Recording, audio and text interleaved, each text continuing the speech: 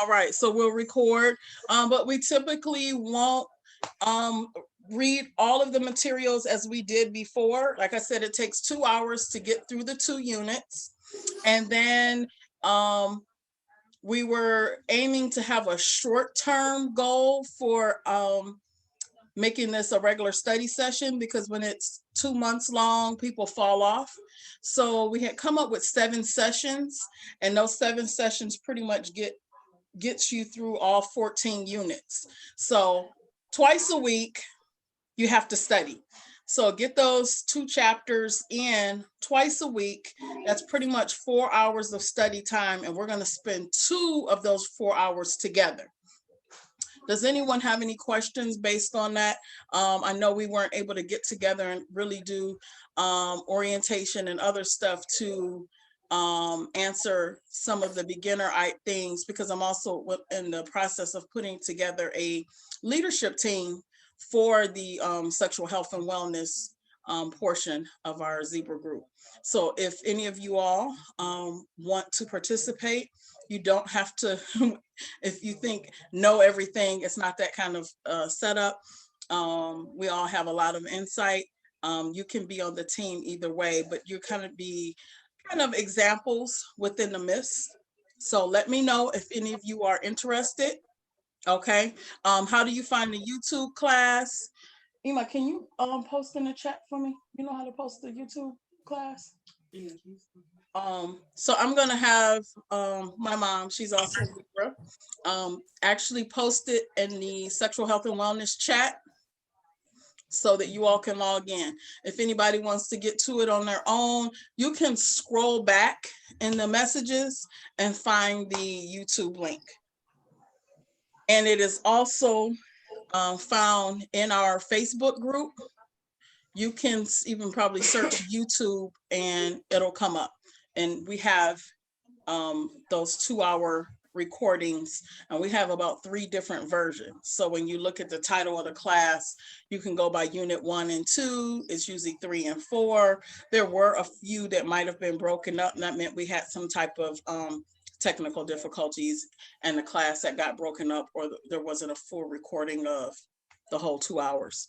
But out of the 3 sessions we did and we recorded, you can find another version, 3 different versions of chapter 1 and 2, pretty much, and all the way going through all 14 units. Okay, any other questions? Okay, if not, I'm going to pull up the university website, and we are going to go through some highlights. And if you all have some things to share, please do that as well. Hi, Quincy. Hey there. Who is that? Muffy? Okay. Yes. I've been having problems trying to get on the recorder. I know. Did I miss anything? No. So what I did was just kind of gave like a orientation to what to expect. Okay. I'm not sure if you participated in any of the previous sessions, but I'm going to reiterate that I came up with the idea that if we did all 14 units and just 7 classes, we can get done, right? If we stretched it out, where some people are like, we'll just put an hour or 2 in a week, you're going to be 2 or 3 months finishing the course, and then people fall off. So I said, hey, 7 sessions, twice a week, 2 hours each session, because you're getting 2 units done. Let's knock it out that way. But if you find that your pace, you need to go a little bit slower and break it down, do that. But we have found that the ladies end up falling off and not finishing. Yeah. So the faster pace gets you through the course, and just know that it's not a kind of thing that once you take the course, all the information goes away. It's not like that. So if you all inbox me, don't put it in the chat, inbox me your email address. I can send you a PDF version of the document. That way you can also have that forever and ever. And then it's also another way that if you need to study offline, you have access. So you have so many ways to do this. You have the COO logging into the university's website where it has all 14 units. You can do a PDF version and read offline. You can watch the YouTube videos and then go back in and do the quiz and activities online. Okay. So go with your learning style. Some people need to read it, listen to it, you know, write it down, do all the things. And some people just like, I'm an audio person. I can listen to the YouTube and go right in. And guess what? On the YouTube videos, we do the quiz together. Okay. So Okay. nobody should have a hard time with that part because we're even giving you the answers. And Exactly. it's not cheating time, because it's open book. But go ahead, sis. the last time, I think I came in the middle and I got kind of lost. I And remember I said, now. I say I'm gonna wait until she start a new session. Okay. Yeah. So let me know where you need help. Charel said yes, 15 questions on the quiz. So everyone is 15 questions. They do have a few where they change the wording a little bit to switch it up to see if you know, but guess what? It's multiple choice. Those are some of the easiest questions and it's open book. I just don't want anyone to overthink this because it's made for you to succeed. It is a curriculum done by a university, so it's going to have that high academic standard, but it is not like some of the chapters might tell you. I think when you get towards the end, I think that's chapter 12. Charles, I don't know if you got that far, but it might tell you something like do only one of these activities each day, just so that you're not cramming everything in together, and we're going to check them each time, right? They don't. If you get through that unit and you could do the 5 activities that they have you do, which is usually just practical application, you learn about sexual health work and providing resources. So you run into someone who's had some sexual trauma. Okay, can you find a hotline in your area? Can you find a national hotline? That's not hard homework. You know what I mean? Everybody getting on there and you just Google it. So none of the activities are like you writing an essay. They might tell you so many words or less. They do not check that part. It's you doing the work because yes, if you're working with women and you run into these things, do you know how to provide the resource for them? Do you know how to give them the phone numbers? Do you know how to search it? So that's what you do. And then we work with women all over the world. Maybe you don't live in North Carolina. What resource can you give a woman who is in North Carolina, whether she's trying to find a counselor, a sex therapist, whether she's trying to find an OBGYN, whether she is trying to find something for sexual trauma. You are being given the gifts to show these people, these ladies, anybody, it may be their children, it may be their, whatever. You need to be able to provide that resource. And so they're showing you how.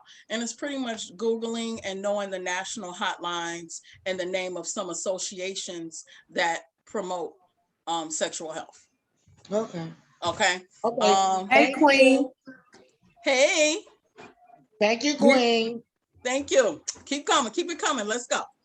This is Chandra. This is my first time. If I started it, but it was like when I read for a certain amount of time, it's like I try to keep myself interested by not getting bored, because I know that if you read for a certain amount of time, you start getting bored, you start getting lost.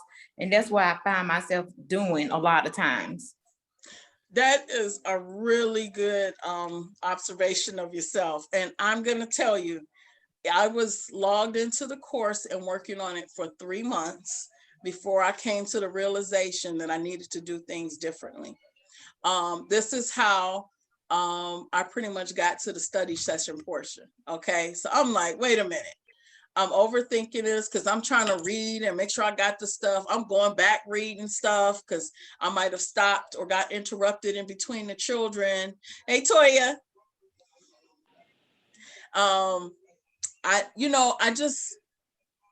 It was having a hard time, and I didn't want to work on it as a project for that long. So when I think I was talking with Angela and we came up with the idea to go ahead and do a study session. I found out that that was the key. That was the key, that we kind of needed to read it together, that we needed to talk in dialogue. And yes, it got boring, and it was like when we did it together, we were able to just relate to so many things that I was looking back like, is this the same content? You know, it is. And so I do apologize that we're not able to continue to do the 2-hour sessions, because the 4-hour commitment each week, I don't have each time. So again, we've done 3 sessions like that. So y'all got to listen to the recordings, and then take the quiz immediately after. And then if you don't have time that same day, because I'm telling you, it takes you a good 2 hours, then pick another day and spend about 30 minutes doing the activities, and that will get you done. Then let's use the group as a support system for questions. Throw the random questions out there. I love that part. It'll allow me to give more things to go live about and explain. And I'm gonna make sure I skip certain words so that they don't keep blocking me. So I just probably want to announce what the group is when I get in there, and I'm just like, hey, it's me. And then I can, as you guys post questions in the group, I can put comments under there, and then I can also go live and do some explanation. So Queen, yep. So when we're in unit 1 or 2 and we're studying, like on the far right side, like on the left side, is that where we go click on to take our quizzes at and do the activities? Right. So each unit that you click the green go button, and I'm going to go ahead and share my screen if that's okay with you ladies. Yes. All right, wait. See, I got everything up but that. Let me see. What are you trying to get? I got it. Let's see, hold on. Let me move my bar. Okay. So I'm going to scroll up. I'm going to go click on learning units. And because I can't see the chat, just unmute if y'all, you need me to slow down or something. Okay. So when you click on learning units, it should look like this. Right. Every time you click go, so unit 1, sexual health promotion, doing this work. The first 2 units is easy because it's kind of explaining what we're doing and why. You're going to hit go. And on that far right side, like we talked about, it has the units, the sections broken down. And so there's pretty much 13 sections. The 14 on the last unit is always, last section is always going to be the reference materials used. Remember, it's a college curriculum. So here we go. You have the interactive activity and you have the quiz. So when you click on quiz, the quiz is going to show up. You can take it multiple times. Okay. And every time you take it, if it's something that you do not get correct, they're going to give you the correct answer. Did I tell you you could do this? There's no reason to get any anxiety or feel like you're failing, because we're giving it to you in the video. It's open book. And then if you do it and you guess and get them all wrong, they'll still give you all the right answers. You can go back in and do it the right way. Win-win. It's not for you to fail.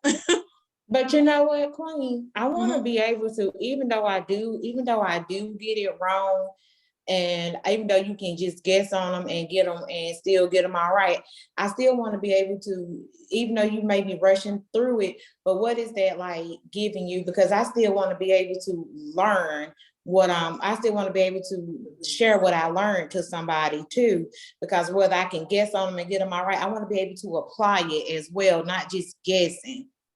Yes, I'm saying that to say that some people, sometimes we can overthink it, and I don't want you to get to that point where you're kind of been out of shape. I don't know if I'm gonna get the answers right, or I'm not ready to take the quiz yet. I don't want you to hold yourself back, but I'm definitely recommending that you read it and you listen to the video, because you'll get a lot. And we do talk about we break up some of the reading and discuss it. So for example, this first question: as an educator, sharing your opinions on issues and personal experiences related to sexuality is recommended teaching technique. So let's say you didn't remember from reading and you weren't sure about that, true or false. I don't want you to go back and read the whole chapter again. I want you to go ahead and make your educated guess based on the fact that you read it. I don't want you to not read and not listen and just come through here and try to see if you can get it all wrong. But most of the time you'll find out you know more than you think. And then it'll also highlight what areas that you could work on more. So when you're talking about, as an educator, sharing your opinions on issues and personal experiences, they talk about being careful to relate everything to yourself. So you can share information and teach about sexual health without telling all your business.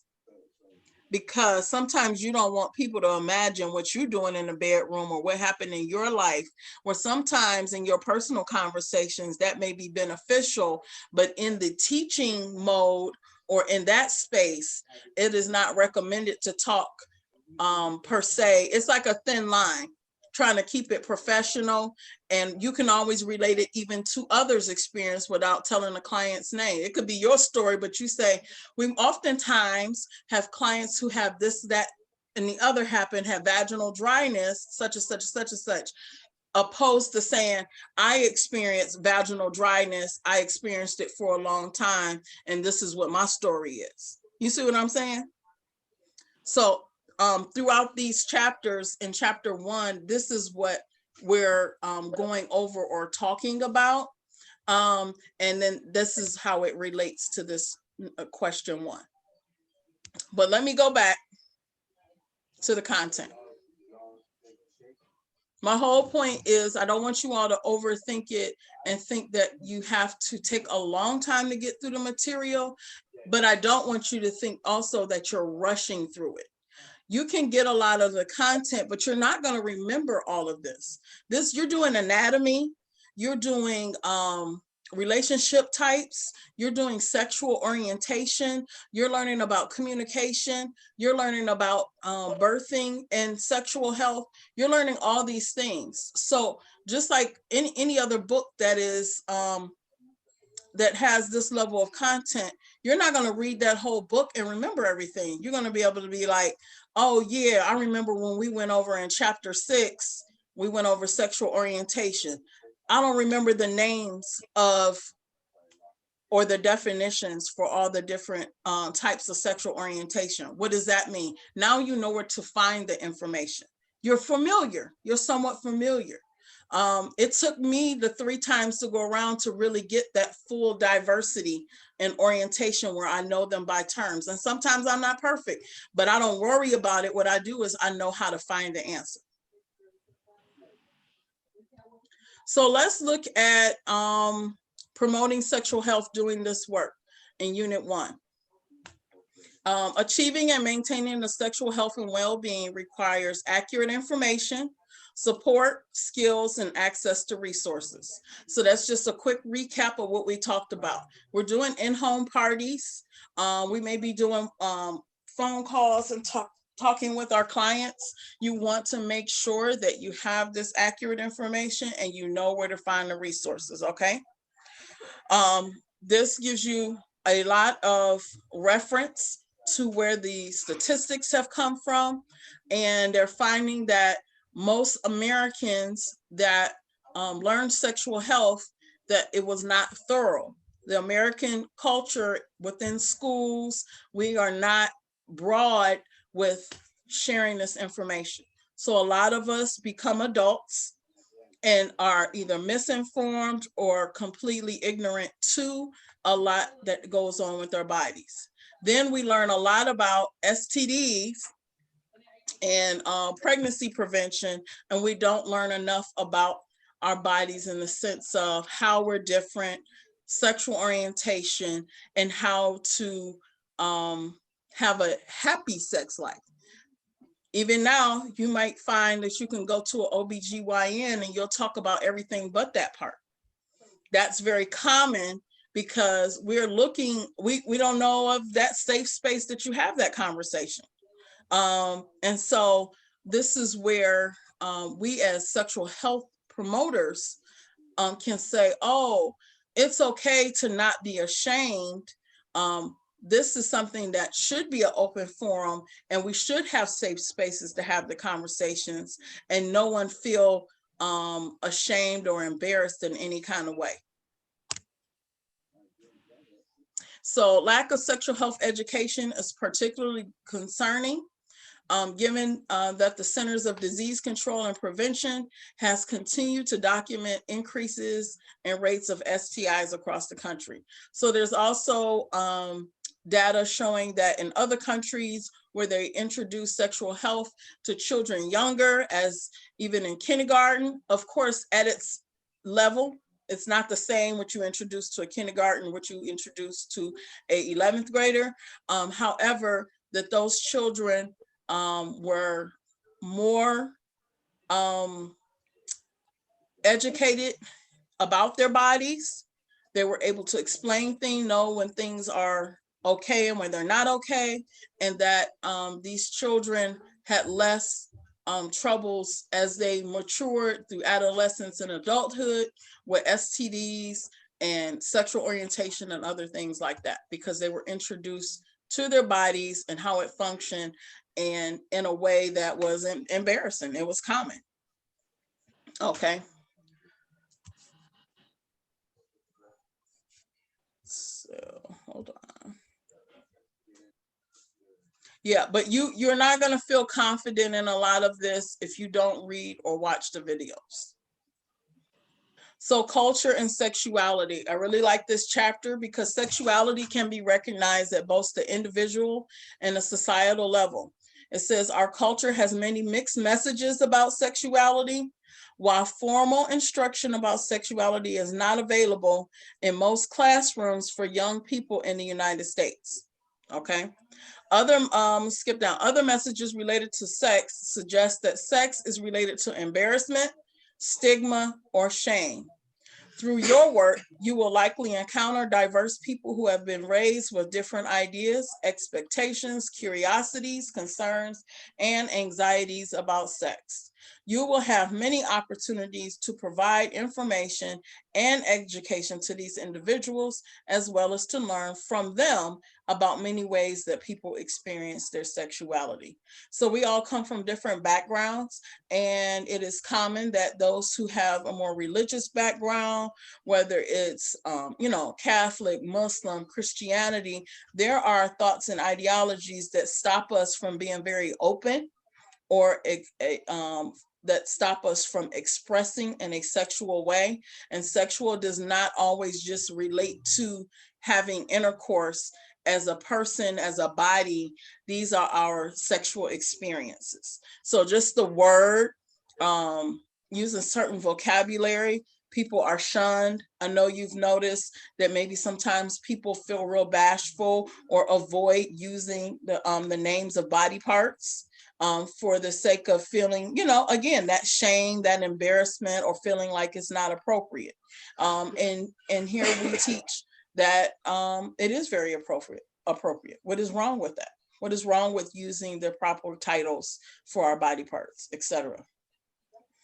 So ideally, all people can be supported for being who they are, but sadly, some people openly discriminate against others because of their perceptions about their sexual behavior or their identity. Many adults lack even basic information about sexual response and functioning. So as you are doing your parties and sharing with others, you want to make sure that you're not allowing someone to yuck somebody's yum, which means, let's say, for example, you're discussing anal lubricants or toys or things like that. You would not want someone to make bad comments or call anyone out. You want to make sure that we are being diverse and allowing each's own to go through their experience. And then you don't want to focus too much on people sharing, again, their business or their personal thing. It's a way to share information.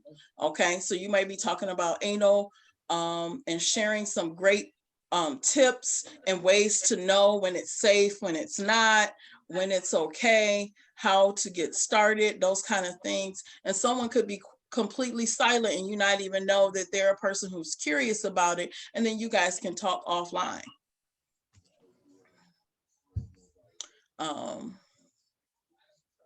So again, this chapter talks about reversing the cultural norm to be secretive. Many people are secretive about sexuality, and changing that mindset will take time. Through your work in sexual health promotion, you are joining a community of informed and inspired educators who know that healthy decisions are based on accurate information. As educators, we have an opportunity to encourage others to learn more, enhance their skills, and perhaps reframe thinking about sexuality and pleasure in ways that are helpful and life-enhancing.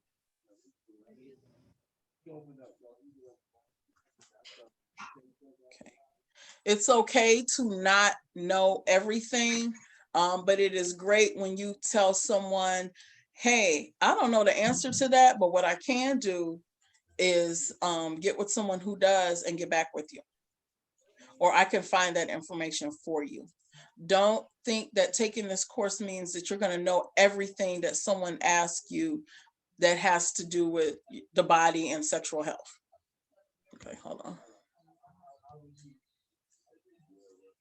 Okay, thank you, sis, for letting me know. Definitely want to be safe. Okay, and did you all see that YouTube link?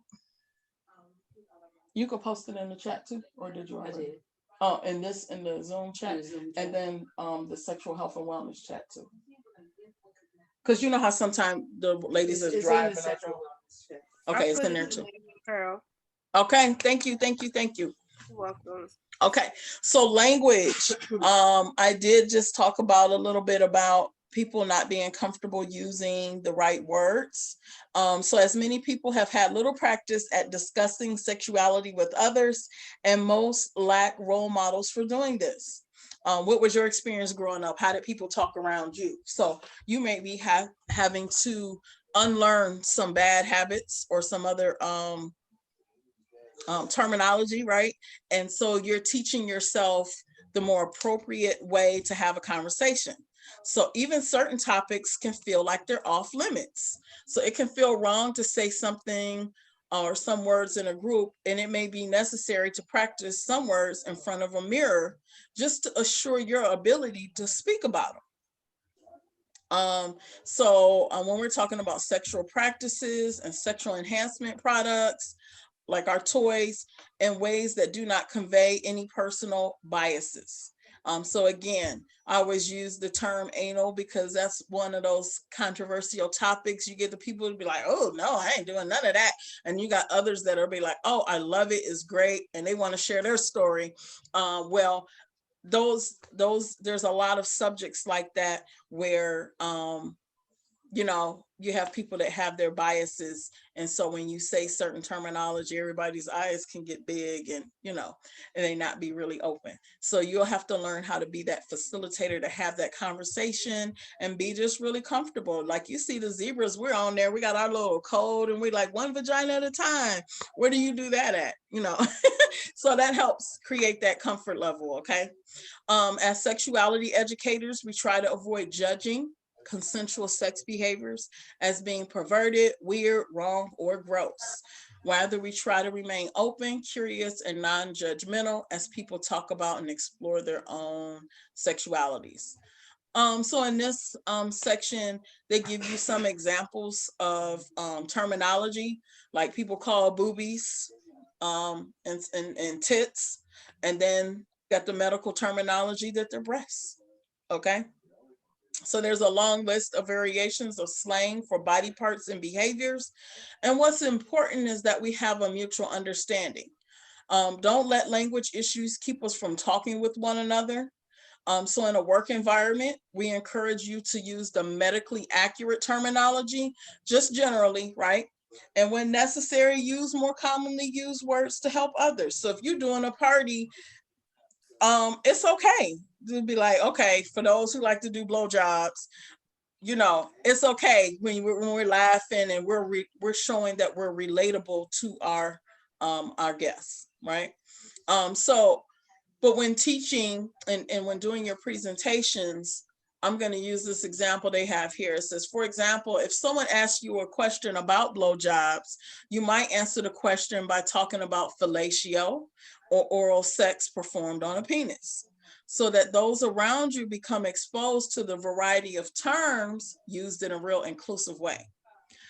So we want to wish to note that saying oral sex performed on a penis is more inclusive than oral sex performed on a man, as not all men have penis and not all people who have penis identify as men. Now you're getting to see how we have to open up our minds to that diversity. We have to train ourselves. So we will continue to explore issues of gender identity and bodies throughout the course. Okay. Privacy, disclosure, and values. That is something very that you all should understand when it relates to someone's privacy or what's personal. You know, we have fun sometimes when we're doing the parties and say, okay, what's done in Vegas stays in Vegas. You know, what's done at the party stays at the party. Just so that people are not as uptight, but you want to make sure that you maintain a level of privacy and disclosure and that you're not sharing with others.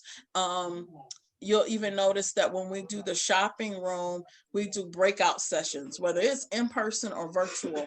We don't want people to shop in the open with others. Even if someone is seeming so cool and everything is okay, it's not okay. Make sure that you have, you know, a private space where others can't just overhear everything, because that can cause some other discomforts and problems down the road. Okay. When it comes to a person's privacy, some people are more comfortable with self-disclosure than others, and try thinking about circles that extend further away from yourself, with each circle representing a group of people in your life. Your closest would be your inner circle, we call your intimates. Then the next circle out a bit further from you are your acquaintances. And the last one further out is the public. So this is how you would think about how information is dispersed. Okay. Intimate, acquaintances, and lastly, the public. So aren't we all very selective on what we share with each of those things? We know some people share with the public, right, on Facebook, and I'm not talking about with your private settings. In public, we share a lot of our thoughts, our feelings, what's going on with our family. And you have some of us is like, oh no, I either have the settings where only my acquaintances and family is going to see my posts, and then you have intimates. I don't post my business on social media. So we all have different levels, but I just use that as an example with social media, but we do it every day with conversation. We're selective on what we tell who. Personal attitudes about sex. It's said that when providing sexuality education, we are the tool and we bring it to, I'm saying, we are the tool we bring to the work. So that who we are can speak so loudly that no one hears a word that we say. You can have an influence as an educator that extends beyond our direct work with a client, student, or patient.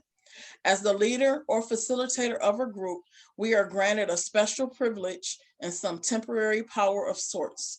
With this comes the responsibility not to inject our own personal biases as a part of the educational experience, at least not without naming them as such. To do so is unethical and unhelpful to your efforts to create a safe space for learning as a group. So as in the case in all communication, our message comes through in more ways than just what we say. So be mindful of the feelings that you leave your students, your clients, your patients, and your family members with. Think of a song, your words, or what you say are the song lyrics. So it's pretty much being very, very conscious about being inclusive, recognizing that you may be talking to a diverse audience, recognizing how others may feel. I do like to use the example that you never know when you have someone who has experienced sexual trauma. So for you to make any jokes or to do things in a way that could make someone feel bad unintentionally, that can happen and it can be very harmful. So in these chapters here, it's really helping you to fine tune your presentations so that you're very, very careful the way that you speak or that you present, not to be offensive, whether it's intentional or not. It can be very hurtful. And Quincy, another, just like the situation with Nene Leakes, when that heckler spoke to her and she wished rape on her or something like that, she not only offended that person, but every other person in that audience that was a victim of sexual trauma. So, and that wasn't her intent. She just wanted to get back at the heckler, but you may have lost hundreds of fans that may have been exposed or victims of sexual trauma in just that response without thinking. Yes, just very loosely speak. I mean, it makes you look really ignorant too. Like I said, whether your intentions are there to cause that type of hurt or harm, it just looks like, really, and so that's a great example. You're so right. Thinking critically about human sexuality.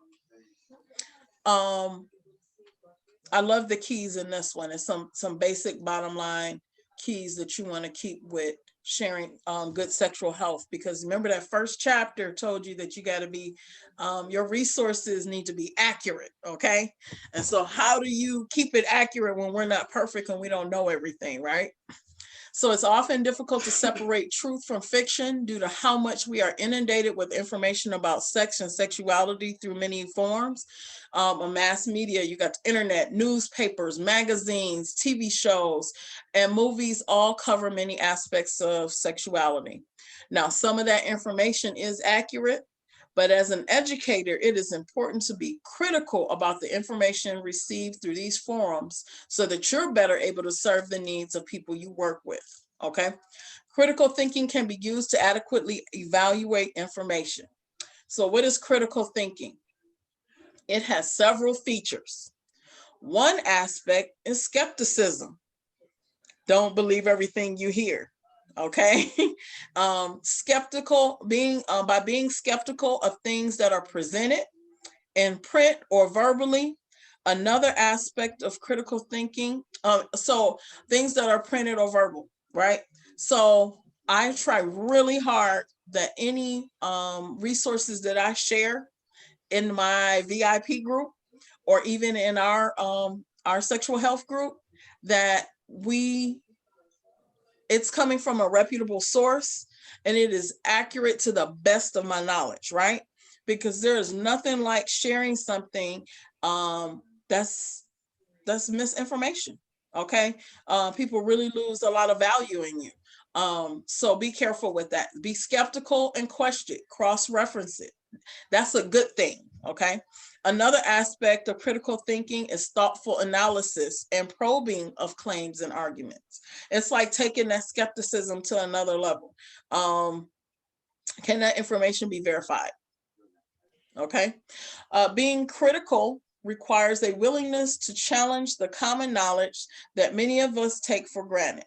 So when people think critically, they maintain open minds and suspend their beliefs until they have obtained and evaluated the evidence. So that is the best way, in short, to be accurate about what you're sharing. Okay. Hot button topics. Hot button topics. These are those topics that Well, I can read the description. So we all have hot button topics. For many individuals, there are one or more topics that are difficult to teach due to past experiences or trauma or strong values and beliefs or general discomfort with the topic. Topics that tend to raise intense feelings within us are called hot button topics. Educators must recognize what areas may be challenging for them. So they leave some topics down here for you to look at and do a self-assessment. So think about it. What is your position on abortion? And so one is with a low intensity, up to 10, which is high intensity. It doesn't mean that you've had some negative experience per se, but whatever your thoughts are, maybe you're passionate about being anti-abortion, right? So when that topic comes up, you may have a high intensity perspective on it, but it's not always, we don't always have a high intensity number based for the same reasons, okay?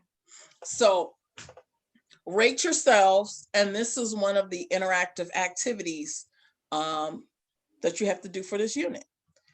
Abstinence until marriage. Maybe you've seen that be a wonderful thing in your life and in your family and your history, and maybe that has been something to tear family apart because someone didn't get married, or they had sex, or they had a baby out of wedlock.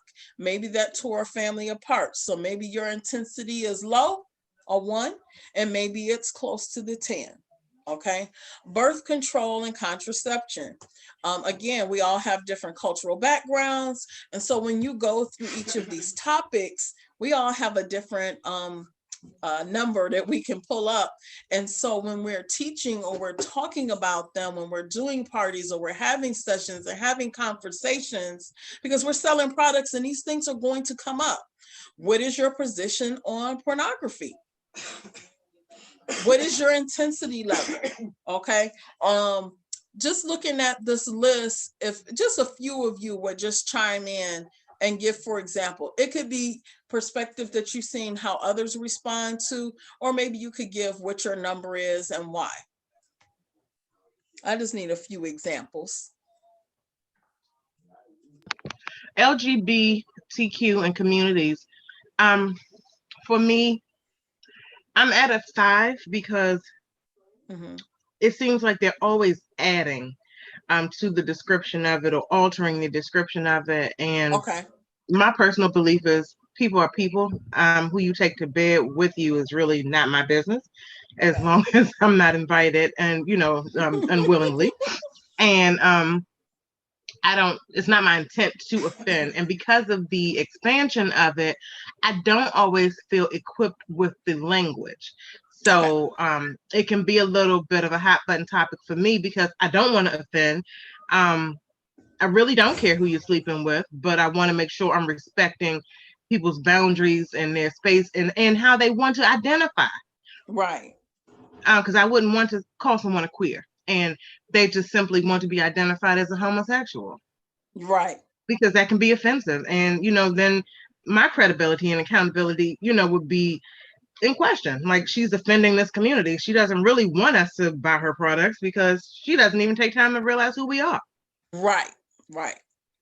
That is great. Going through these chapters will give you a better understanding. And like I said, I did go over some things more than once. Okay. But I do like that. I do like that you shared that as being a 5. And I hope that by the end of this course that your comfort level or your intensity level actually drops down because you become more confident in maybe your presentation or talking with others and knowing how to approach finding out how they would like to be related, because a lot of times you find out through just asking. And how do you ask that question without even being offensive? We do give a lot of guidance on that.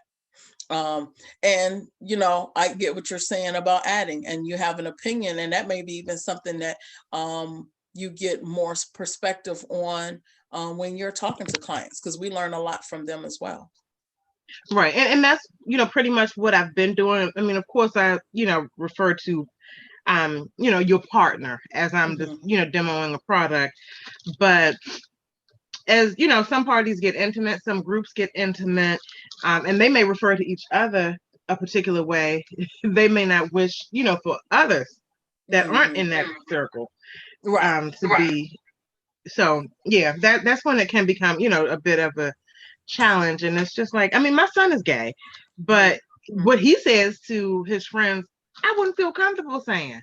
Okay. Honestly. So it's like, oh, okay. And I'm gonna mind my business. Yeah.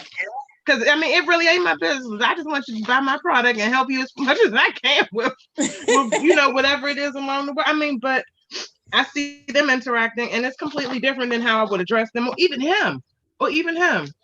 I don't know how. And I mean, he's my 21-year-old son, but I don't want to call him a queen. I got you. Because I gave birth to a boy. Yes, somewhere through chapters 5 through 7, units 5 through 7, somewhere in there, very, very, very detailed. Okay. And that's where I always fall off. I'm trying to stay the course this time. That's where I always fall off. I'm gonna have to make a note so I can call you out. Right, because I always say I'm gonna go back and read it. But I don't know if maybe even subconsciously, honestly, because I'm completely accepting of him, but maybe even subconsciously I don't deal with it. I mean, because I'm in the mindset that people are people, it's my baby, regardless. And I don't know, but I'm gonna try. Yeah, please call me out on it so I can come back. Okay, so I do want you to do this. Look through the names of the units. I definitely think unit 6 is one of them, but look through the titles of the units where it talks about diversity and gender, and watch the YouTube video. Okay. Listen to it, watch it, so you can have your earbuds in or whichever. Listen to it, watch it, take the quiz, and message me. I did all the quizzes. These interactive things, and I think okay. Watch the video for that one specifically, because I want to see if you got some questions. For 6, okay. Okay. Yeah, I challenge you to go that route. I don't care what chapter you on. Go back and do that one, and see what questions. Jot down some questions. Okay. Because if you have that as a question, so does someone else. Right. I mean, because like I said, my baby is gay. So it's like, okay. Yes, let's talk about it. That's what makes us more comfortable. Okay. All right. Anybody else? That's I would say I would score that as around the same, maybe a 7. As a woman who is a lesbian, it is a little difficult sometimes to get around some of the things that people who aren't in the lifestyle say. Okay. And so, I'm actually very excited to go through the material because I think it'll help build an armor for me, to be able to help educate versus getting offended. I like that. Yeah, so to help be more of an educator than ready to defend my people. Because a lot of times we're ready to fight when someone says something we don't like, when really it could be due to ignorance, and ignorance is not always a negative thing. Sometimes you just really don't have the knowledge. I like that. And that's true. I thank you for saying that, because one of my best friends recently entered into a female relationship, a same-sex relationship. And see, I don't even know the term for that. I don't necessarily want to call her lesbian, because this has been my best friend since I was 12. And now she's, with a woman, cohabitating and everything. And so I'm kind of at a loss, and it is due to ignorance. And this is somebody who I can tell anything of, and it's like, well, what do I say to her? Like, how do I address her? And it's just been very, very interesting for me. So I'm excited about that, and actually to connect with you, Chanel, to get feedback on that, because I don't want to offend. Oh yeah, because this is somebody I love dearly, and I'm accepting of the change, but I don't know. I mean, because the lady that she's with has been married. You're a woman, like, that's all she knows, and this is my friend's first rodeo. But I don't want to be offended. You know, I mean, well, no pun intended. Let me say this, Keisha. Think about it. We all interact with one another, and our primary way of relating to the other person isn't their sexual orientation. Mm-hmm. You know, right. So no matter what someone's orientation is, except like in this scenario where you were trying to explain, oh yeah, my girlfriend, she has that I grew up with, you know, she has you wanted to describe that she had a same-sex partner, or I'm like, she's married with her partner. And most of the time when I hear the word partner, I'm going to have an idea that it's not assuming that they're just talking about a significant other or such, but partner usually indicates like the same sex. But I don't get stuck with what their sexual orientation is. And maybe that's why I said maybe it's just for me, for real, a hot button topic, because it's like I don't, all of this is new. Like I feel like I'm drowning right now between my baby, my girlfriend. I can't relate. I feel like I can't relate to her the same way, and I don't know. And it's like now I'm watching Sex Life. I would definitely say, I think, let's talk and, you know, study that material together. Okay. Because I think that. Sorry, y'all, for holding the class up, but this was like, I don't even know how we got off topic. I'm sorry. This one is for, and with your feedback, I'm taking notes as great discussions that we can have in the group. Okay. Okay. Thanks. Thank you. Okay, I am going to move forward. Boundaries and I hit the wrong one. Boundaries and confidentiality. As we all have our hot button topics, those around us may too. Okay, considerations about boundaries for those who educate others about sexuality are critical. First, we must be mindful about how we use the privilege and power that our position as a group leader can allow us. The group looks to us to set the tone, keep the pace, and assure it is a safe, productive, and enjoyable experience for everyone. Pretty much when you read this, it's going to be explaining how you must make sure that in a setting where you're having your party or you're dialoguing and you're that lead as a sexual health promoter, please do not allow someone to feel that they're in an unsafe space based on these topics that come up. It is your obligation to keep it positive, keep it high, to moderate, etc.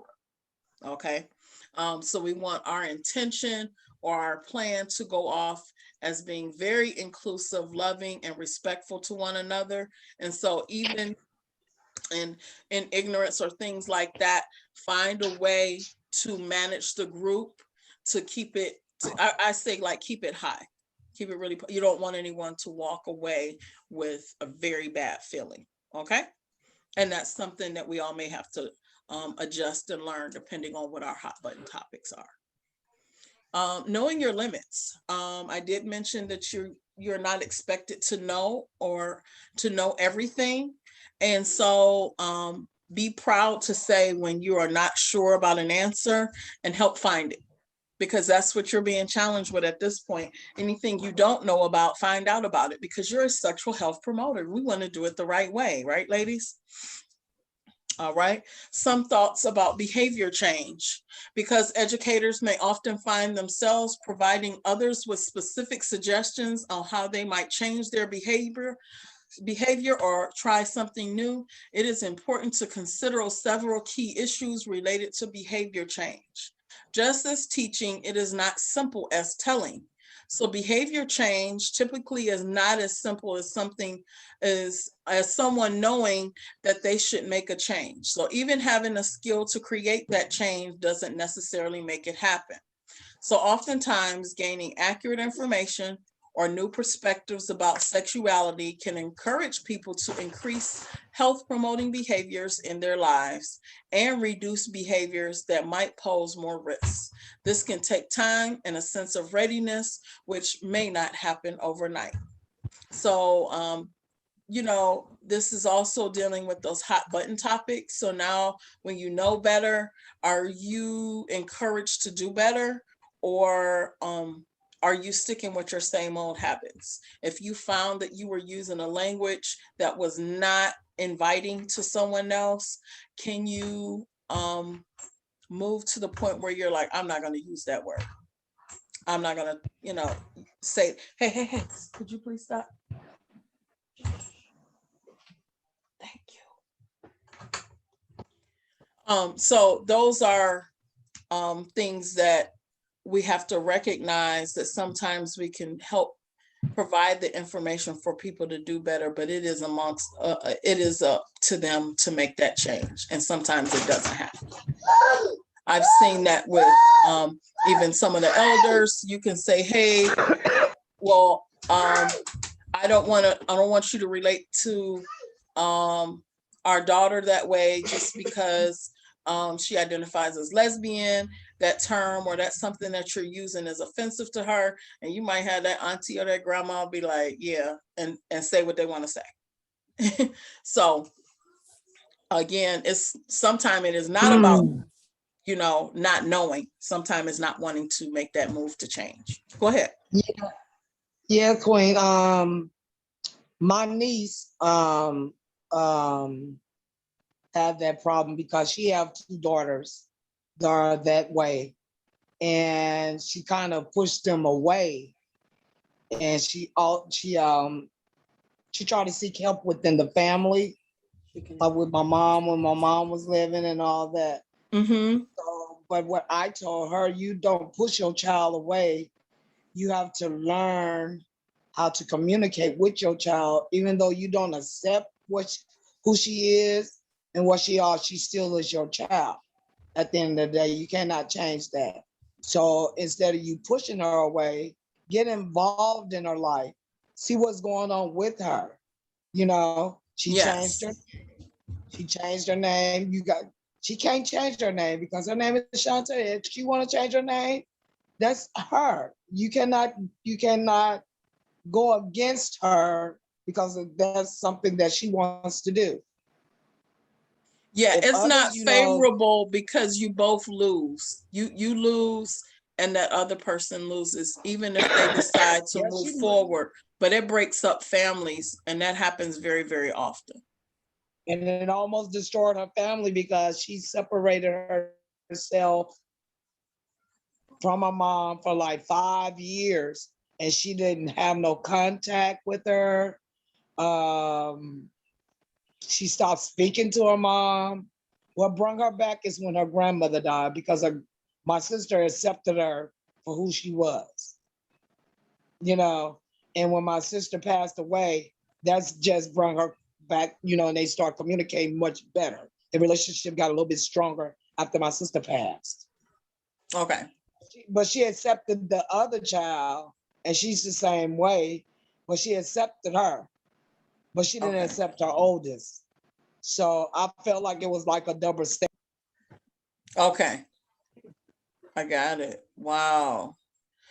Yeah, it becomes very unfortunate. And again, this having a safe place to have a discussion becomes really difficult, because maybe even mom wish she had somewhere to talk or to, get her mind together. But I don't know if she does or doesn't have that resource, but I'm looking at both perspectives. It's very difficult, and we don't have these safe spaces, or at least more often now you see support groups or different things that you can be a part of, either to learn more or to help you through this. But earlier along, that wasn't even available. So both need help. Both need help with understanding and getting through the differences. Oh, okay. Yep. Okay. Yep. I'm just saying, because I'm a mother, and I don't have children, are still a little young, and we haven't gotten to this point yet. But if it was me, I'm just being empathetic to say that as a mother, if you hadn't had this as a reference, then how do you parent? How do you look at it? How do you feel and still have your values and things that you have? So it's an adjustment. It's an adjustment. Yes. One more question. So also, how could you get comfortable of asking them what to call them? They'd rather for you to call them when they change their names and you're used to calling them by like their birth name, and they don't want to be called that. So it makes them uncomfortable when you call them by their birth name. So I try my hardest not to offend them. I really, truly do. But I'm looking at them as that little girl that was born. And but me per se, I asked them, is it okay for me to call by your birth name, or what do you prefer me to call you? Some want you to call them by their birth name, and some of them don't. So I get kind of confused, you know. Okay, so a lot of times when it gets to when you have that intensity level that's at a 10, anything I would say 7 or above needs some what do you call it, intervention? But whether it's counseling, whether it's support groups, there's peer support and things like that, that is very helpful in you gaining more comfort. But at the end, it's going to be your decision and your child's decision to meet halfway.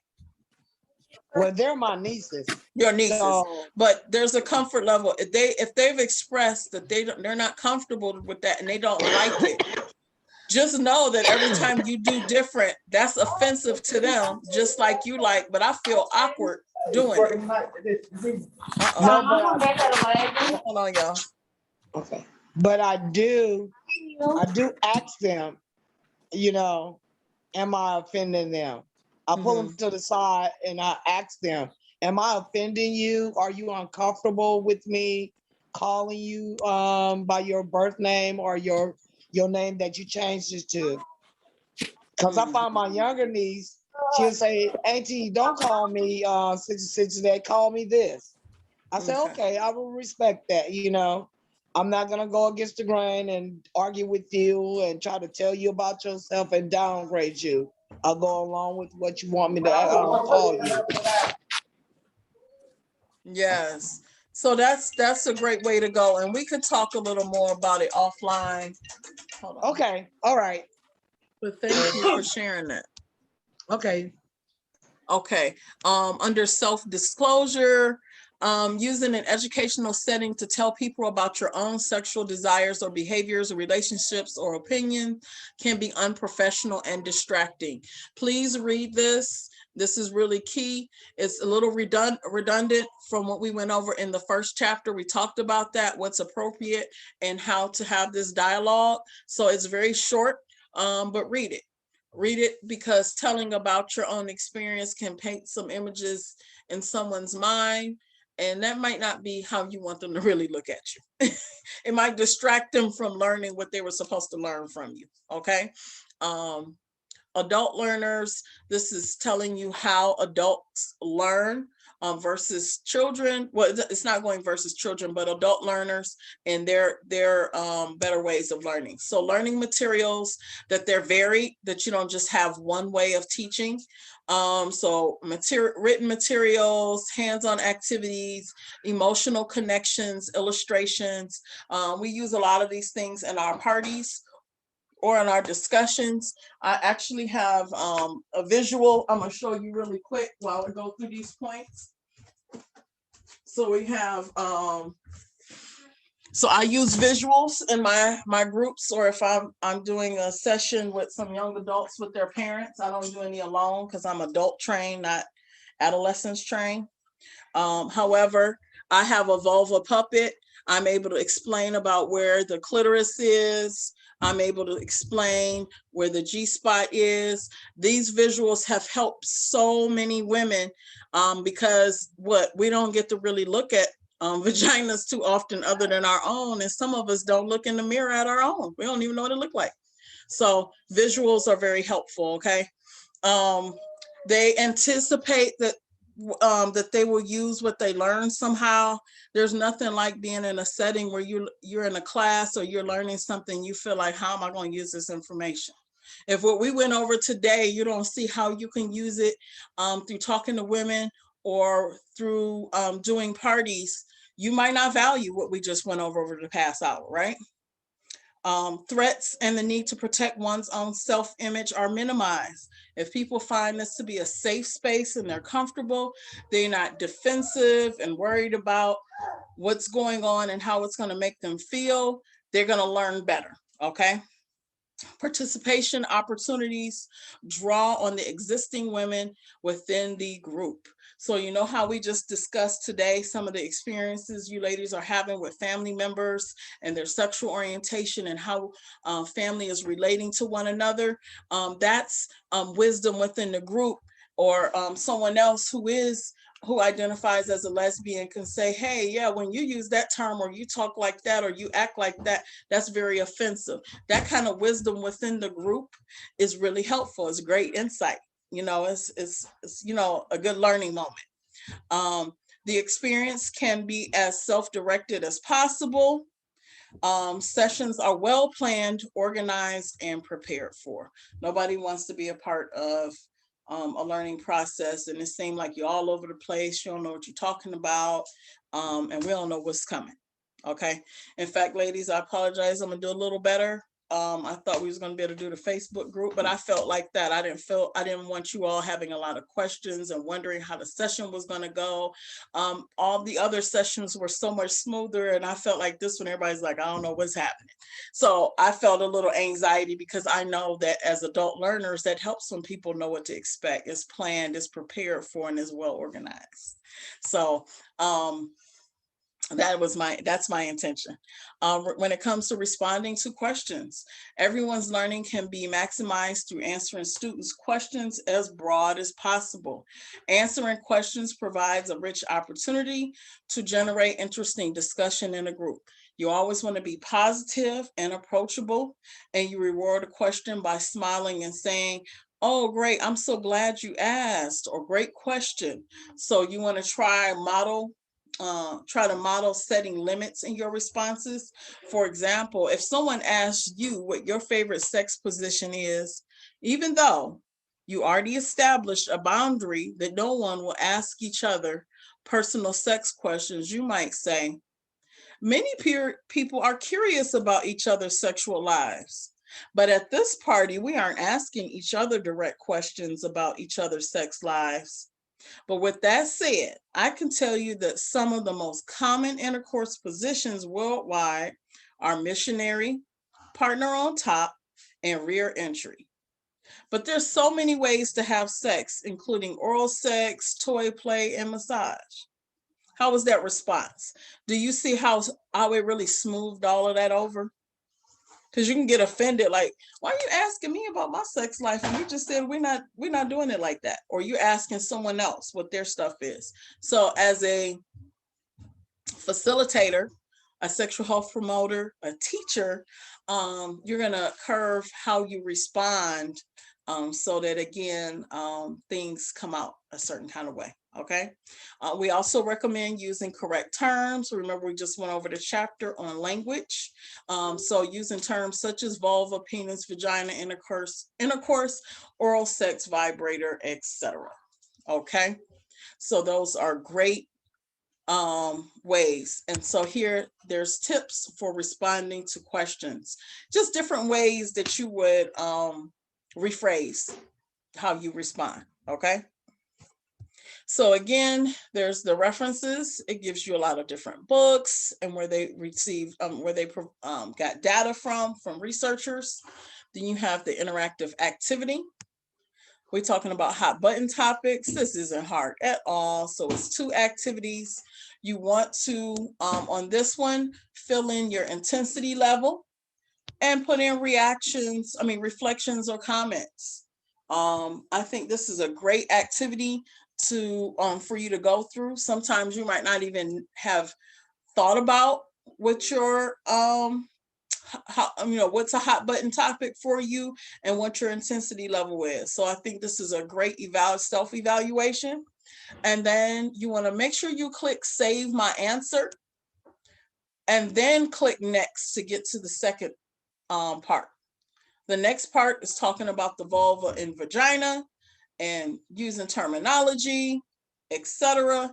And so they have you writing, it says a maximum of 300 characters. in your work as a sexual health professional, how do you adjust your language? This is you writing it. We just went over that just now and we didn't even read verbatim, right? And here it is. So you could write and say how you adjust your language, if at all, to create a more open and comfortable environment for those around you. Not a difficult question. Would you all agree? And then you hit save my answer. Okay, that's important.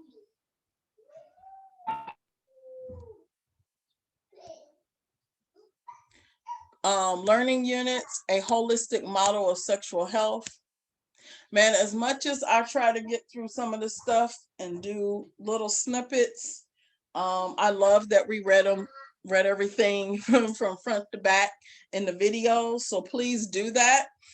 We will not be able to do that through these sessions. Today, I'm a little more flexible. I have a little more than an hour. So if you can stay on, please do. But usually I'll have to just hit some bullet points. I know that many of us didn't get a chance to read all these units, and so I want us to keep going, okay? Components of sexual health, just as being mentally healthy involves more merely than not having mental illness, but being sexually healthy involves more than avoiding sexually transmitted infections or diseases or unintended pregnancy. And I talked a little bit about what sexuality includes. So listen to this. I'm gonna read the bullet points. It is how we feel about our body and its ability to experience sexual pleasure. It's affirming our own and other sexual orientation and identity and interacting with people of all genders in respectful ways. It is avoiding exploitive relationships or exploiting others. It is maintaining meaningful relationships and being able to experience and express love and intimacy. It is making informed choices in accordance with your values. It is educating others about sexuality. It is practicing health promoting behaviors such as checkups, exams, and risk reduction.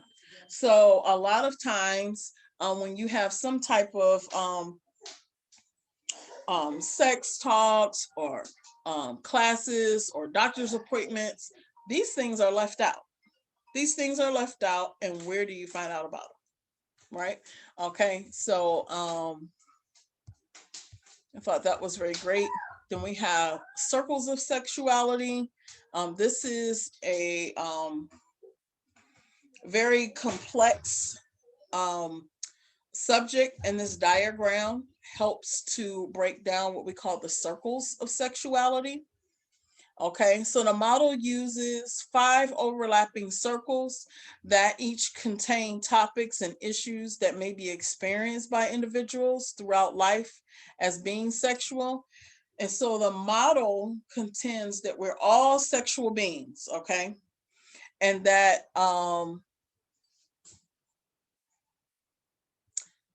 let me see. And that each of these circles are pretty much intertwined. So the circles of sexuality identify 5 major areas. So there's sensuality, there's intimacy, sexual identity, there's sexual health and reproduction, and then there's sexualization. So through this chapter, they will go over actually through the next few points, it gives the definition for each of those circles. And so that is something that we can post and talk about throughout this week until we get to chapters 3 and 4. So let's talk about that circle of sexuality. Okay, I'm gonna move through it. Let's go to the influence of culture. It's also redundant. In the first chapter, we talked about different cultural backgrounds, right? So everyone experiences life through a variety of filters, which color their views of their world. These filters are formed by cultural groups and subgroups with which we identify. These are the origin of the attitudes, values, and beliefs that swirl around the topics in each of the circles in Daly's model for holistic sexuality. These attitudes, values, and beliefs or personal filters are what make the topics meaningful to us in our lives. So let's just go over some of the bullet points for this one. It says religious or faith and spiritual beliefs are those we are exposed to as we were raised. Then there's gender identity, and beliefs about gender roles. Ethnicity and race, sexual orientation, relationship status and experience, age and attitudes about aging, and there's political beliefs and laws. Okay, so those are some of the very, very key components that are talked about in that section, and how the influence of culture has on sex, or what we call sexuality. So let's define what it means to be sexually healthy. When we expand our thinking about sexual health as being broader than avoiding disease or having unwanted pregnancy, we can embrace the rich complexity of healthy sexuality.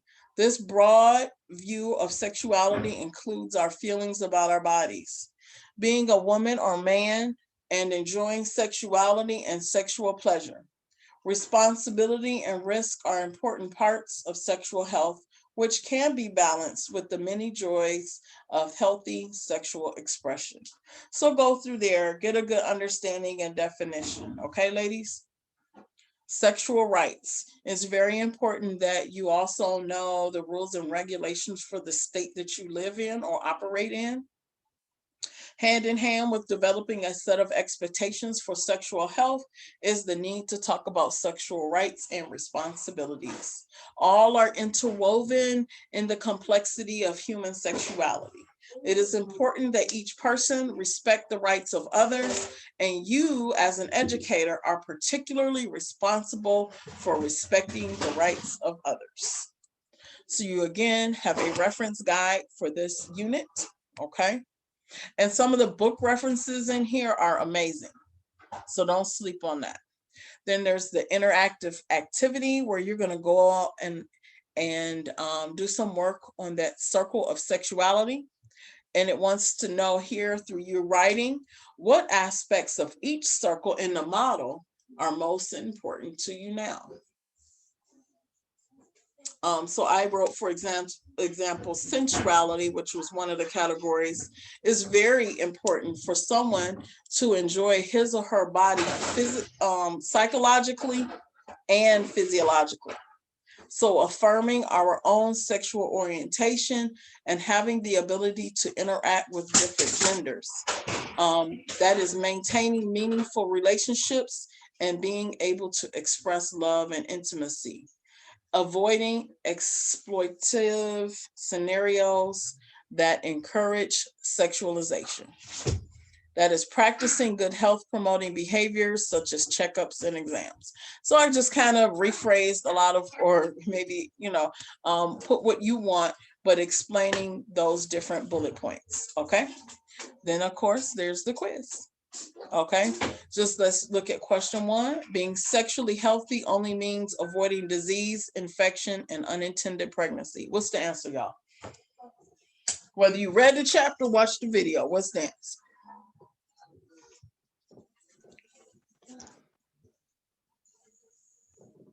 True or false? Being sexually healthy only means avoiding disease, infection, and unintended pregnancy.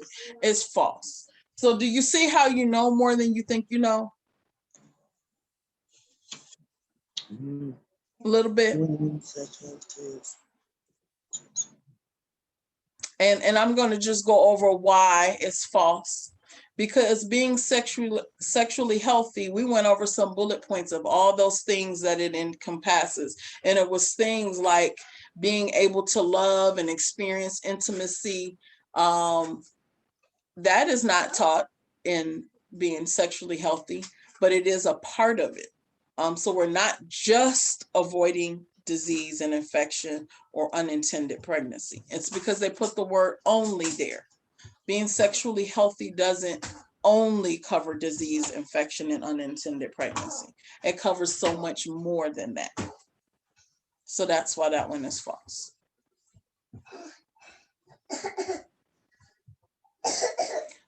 Question 2, I'm not going to do the next one, but when sexuality is expressed in destructive ways, it can impair health and well-being. True or false?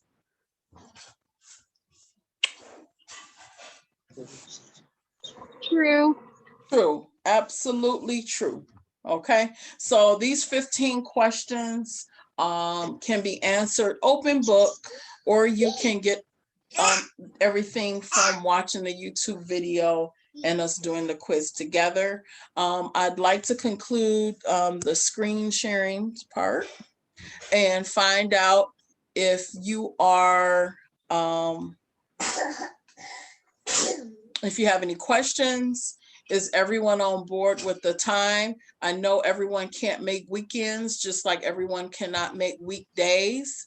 To clarify, the Sunday session is 2 p.m. Eastern time, 1 p.m. Central. And the Thursday session is 7 p.m. Eastern time, which is 6 p.m. Central. I have a question. Yes. Are all the sessions recorded? So I cannot guarantee that our study sessions will always be recorded because I'm not always in place.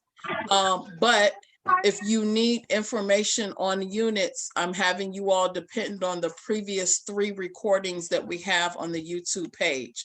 The YouTube page that I created is in the Sexual Health and Wellness Facebook chat, messenger chat, right?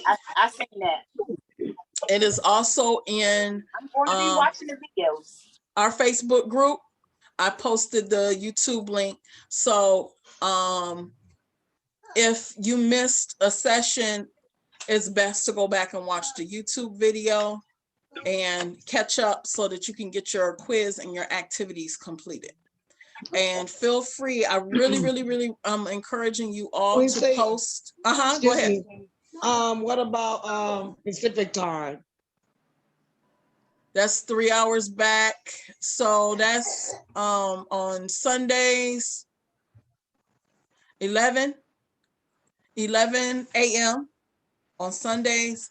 And then on Thursdays, what did I say? 7, 6, 5, 4. 4 p.m. on Thursday evenings. Okay. Yep. And so if you can't, are you able to make one or the other at least? I can make it on Thursday. Okay. I go to church on Sunday. Okay. So let's aim to get the units covered, whether you're reading, watching a video, or both. Work to try to get through it, because then it'll help you have questions to bring to the session as we doing a review. Okay. Because I won't be for anyone. We won't be able to always spend more than an hour. And I'm looking for people to be on the team, the support group team. Okay. I'm gathering the team now, and we're going to get together, and that's how we keep the group going, posting good, healthy articles, having nice shares. We do have some ladies that are helping to manage the messenger chat, because I'm super busy, but this is what I really love to do. And so I don't want it to be that because I can't respond to somebody's comment in Messenger that we don't do this. You know what I mean? So that's why some of the ladies respond for me. And then if it gets a little tricky, then they'll tag me, right? But that's what we're doing together to keep this going. We need that safe place to have conversations and ask questions. And so I'm working really hard to create that. Please take a look at Patty Brisbane's foundation. She's the one who started Pure Romance, and she's beyond just selling products now. She's making sure that she's working with doctors and institutions to better our experience as women. Okay. And she is phenomenal. Her name is Patty Brisbane. And I wouldn't do us any justice if I didn't make sure that each of you at least knew who she was and what she's doing. She gives out grants to people who are able to do research, provide information. She has forums where she has pelvic floor therapists provide great insight. She has medical providers sharing insight on how they can make our experiences better. She's been able to work with oncologists who were clueless that women were struggling with their sex lives, dealing with cancer, who knew that they had struggled with vaginal dryness or that their medications were causing other issues. But do we have to really abandon our sexuality because there was no research or no one knew what was needed? Women out here isolated on their journey. It's not okay. A lot of women are taking antihistamines and things that affect your sex life and don't know what to do. And so through her research, Patty Brisbane has offered us this opportunity. It is because of her and Chris Ciccinelli, her son, that this program is even available. And then for years, people were paying for it and it's now free. We don't know how long, but it's free. Right. Also, Carol, I'm available and to the ladies if you have any questions. I've sat through quite a few of these, and I'm kind of going through now to see what it is that I haven't finished exactly. But Okay. I am available if you have questions. I do jump in the chat from time to time to help out, with facilitating questions and so forth. So if you have any questions, feel free to. And if you ask something and don't get a response, you can inbox me. I'll probably see that quicker. Okay, Then, I'm gonna the inbox you so that I can tell you how we're organizing ourselves because I do want your help. Okay. Thank you. Anybody else? I had a question. Yes. I didn't hear all about the time. So every Sunday is gonna be at 2. Yes. 2 Eastern Standard Time. Yes. Got it. Thank you. Yes. And I just wanted to add, I took a human sexuality course and some of this stuff is included, but there are things that are not included. So this is just perfect for me. Yes, that's good to hear. That's good to hear. And did you hear about Thursday too? Yep. Okay. Oh, yep. no. What was it for Thursday? So also Thursdays, 7 p.m. Eastern. Got it. Okay. 6 Central, and we said 4 Pacific time. Okay, thank you. Yes. So I'm going to try to post this video in the group. Hopefully I can get off restriction with live. Oh no. But either way, I'll either post the link. I'll either have to keep our reoccurring link for the classes, or I'm gonna go live in the group. So after today, I got to determine which one, but I was trying to just go live in the group, but it looked like maybe Zoom is the thing. Yeah, Facebook has a lot of new restrictions and everything, but I just want to tell you thank you because this has been amazing. My name's Monica. Thank you. And I'm a therapist and I've taken a lot of education, but this was very thorough, very well done. Oh my very tastefully goodness. done. This touches my heart. Thank you. You're welcome. All right, ladies, y'all have a great rest of your day. It's 3:33. Let's go manifest. One vagina at a time. Thank